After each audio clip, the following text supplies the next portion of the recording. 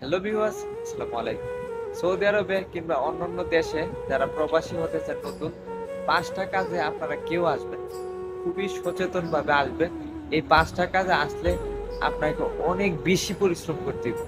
তো সেক্ষেত্রে আমি বলবো প্রথমেই আপনারা মরুভূমির কাজে কেউই আসবে না। সৌদি আরব, দুবাই, অন্য দেশগুলোতে বলেন, মরুভূমির কাজ খুবই কষ্টের কাজ।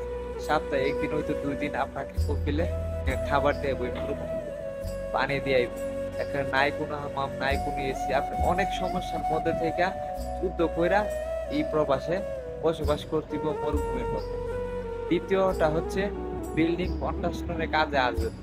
অনেক বেশি তাপমাত্রা। যারা হচ্ছে সিকালা কোম্পানিতে কাজ করে তাদের কষ্ট আমরা খুব কাছ থেকে দেখছি। অনেক বেশি কষ্ট, রোদের এত তাপমাত্রা, সিকালা গুলা যে কাঁধে নেই, হাতে নেই, হাতগুলো পুইরা যায়, বুঝছেন?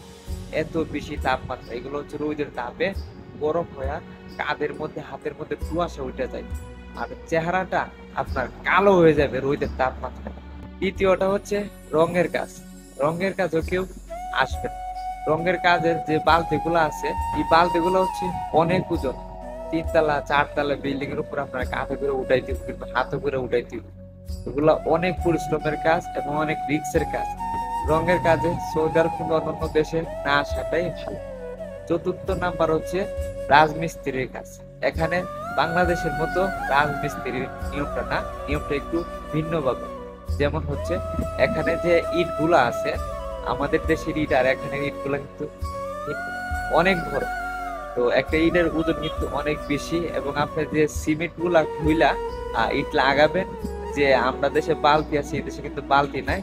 তো এই দেশে হচ্ছে মানে সিমেন্ট জাতীয় একটা জিনিস দিয়ে তৈরি, এগুলো অনেক ভালো। তো অনেক কষ্ট হচ্ছে রাজমিস্ত্রির কাজ, সেটাতেও আসবেন না। এবং পঞ্চমটা হচ্ছে আপনার মাছ ধরার কাজ। মাছ ধরার কাজও খুব কষ্ট। এখানে ১ লাখ বসবাস করতে হয়। মাছ ধরাতে যারা হচ্ছে কাজ করে, খুব বেশি সংখ্যক লোকই একা থাকে কিংবা হচ্ছে ২ জন ৩ জন এরকম থাকে।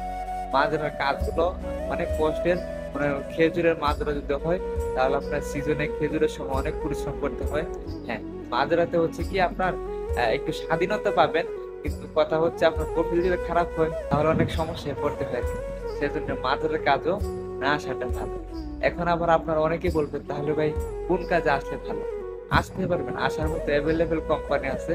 আর সৌদি আরব অবস্থা এখন সবাই জানেন কি একটা পরিস্থিতি আছে। শুধু সৌদি আরব না, দুবাই, বাহারান, কাতার, আরো বিভিন্ন দেশগুলো তো বিভিন্ন সমস্যার সম্মুখীন হচ্ছে আর কি।